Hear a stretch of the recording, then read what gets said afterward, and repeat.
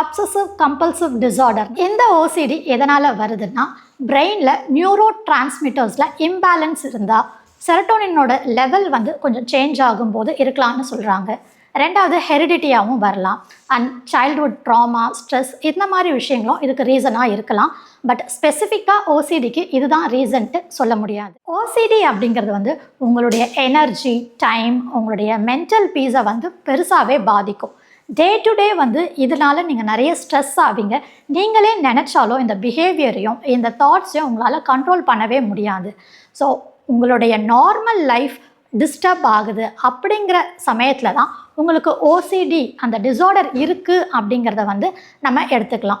நார்மலான ஒரு hygiene related விஷயங்களெல்லாம் வச்சு எனக்கு ஓசிடி இருக்குது அப்படிங்கிறத நீங்களாக கன்க்ளூட் பண்ணாதீங்க. ப்ராப்பராக சைக்கியாட்ரிஸ்ட் கிட்ட அண்ட் டாக்டர்ஸ் கிட்ட போய் இதுக்கான டயக்னாசிஸ் பண்ணி தான் நமக்கு ஓசிடி இருக்கா இல்லையான்னு நம்ம முடிவு பண்ணணும். ஸோ உங்கள் ஃப்ரெண்ட்ஸோ ஃபேமிலியில் இருக்கிற யாரோ சும்மா ஹேண்ட் வாஷ் பண்ணிகிட்டு இருக்காங்க, இல்லை பர்ஃபெக்டாக இருக்காங்க அப்படிங்கிறத வச்சு அவங்களுக்கு ஓசிடி இருக்குன்னு நாமளே ஒரு சைக்கலாஜிக்கல் டிஸார்டராக நேம் பண்ண வேண்டாம்.